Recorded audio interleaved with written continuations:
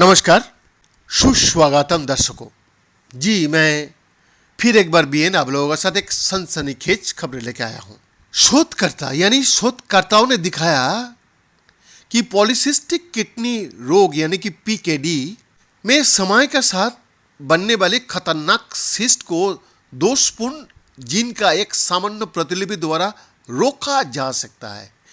इसका मतलब यह है कि संभावना मौजूद है कि वैज्ञानिक एक दिन इस बीमारी का इलाज के लिए जीन थेरेपी तैयार कर सकता है।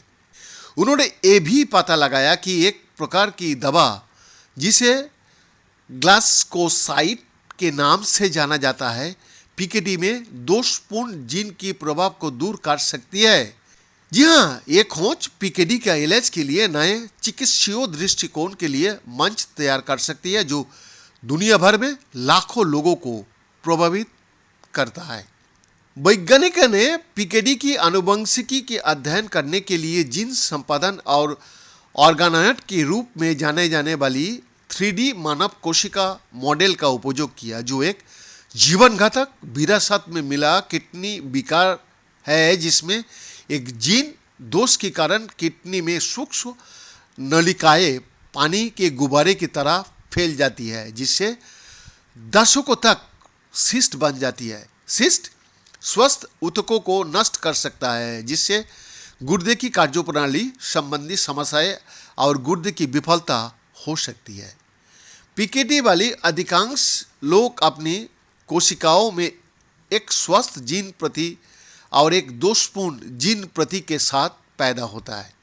वाशिंगटन विश्वविद्यालय सियाटल के वरिष्ठ अध्ययन लेखक बेंजामिन फ्रीडमैन पीएचडी ने कहा, मानव पीकेडी का अध्ययन करना बहुत कठिन है, क्योंकि सिस्ट बनने में वर्षों और दशकों का समय लगता है। ये नया प्लेटफॉर्म अतः हमें बीमारी की आनुवंशिकी का अध्ययन करने के लिए एक मॉडल देता है, और हमें उम्मीद है कि इस बीमारी से प्रभावित लाखों लोगों को उत्तर प्रदान करना हम लोग शुरू कर देंगे। पीकेडी में सिस्ट बनने के आनुवंशिक कारणों को बेहतर ढंग से समझने के लिए फ्रीडमैन और उनके सहयोगियों ने ये निर्धारित करने की कोशिश की, क्या एक सामान्य जीन कॉपी और एक दोषपूर्ण कॉपी के साथ 3D मानव मिनी किडनी ऑर्गेनॉइड सिस्ट बनाएंगे।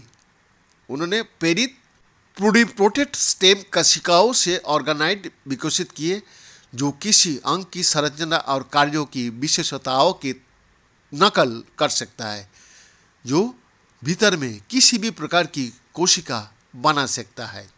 चिकित्सीय रूप से प्रासंगिक उत्परिवर्तन वाले ऑर्गेनॉइड उत्पन्न करने के लिए शोधकर्ताओं ने मानव स्टेम कोशिकाओं में पीकेडी-1 और पीकेडी-2 जीन पर कुछ स्थानों पर उत्परिवर्तन बनाने के लिए बेस एडिटिंग नामक एक जीन संपादन तकनीक का उपयोग किया।